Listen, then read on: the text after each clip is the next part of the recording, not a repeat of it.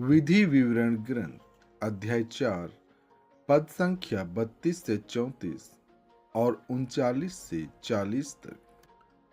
ईश्वर ने जब पृथ्वी पर मनुष्य की सृष्टि की थी, तुम तब से लेकर अपने पहले के प्राचीन युगों का हाल पूछो। क्या पृथ्वी के एक छोर से दूसरे छोर तक कभी इतनी अद्भुत घटना हुई है? क्या इस प्रकार की बात कभी सुनने में आई है? क्या और कोई ऐसा राष्ट्र है जिसने तुम लोगों की तरह अग्नि में से बोलते हुए ईश्वर की वाणी सुनी और जीवित बच गया हो? ईश्वर ने आतंक दिखाकर विपत्तियों, चिन्हों, चमत्कारों और युद्धों के माध्यम से अपने सामर्थ्य तथा बाहुबल द्वारा तुम लोगों को मिस्र देश से निकाल लिया है। यह सब तुमने अपनी आंखों से देखा है। क्या और कोई ऐसा ईश्वर है जिसने इस तरह किसी दूसरे राष्ट्र में से अपना राष्ट्र चुना हो?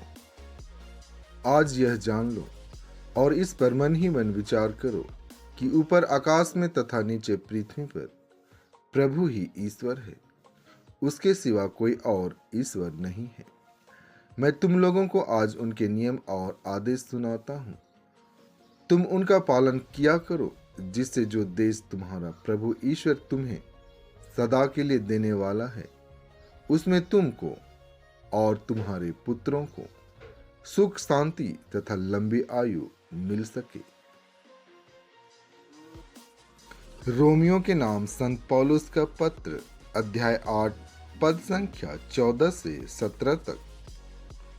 लेकिन यदि आप आत्मा की प्रेरणा से शरीर की वासनाओं का दमन करेंगे तो आपको जीवन प्राप्त होगा।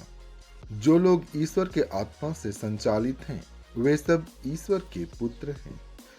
आप लोगों को दासों का मनोभाव नहीं मिला, जिससे प्रेरित होकर आप फिर डरने लगे।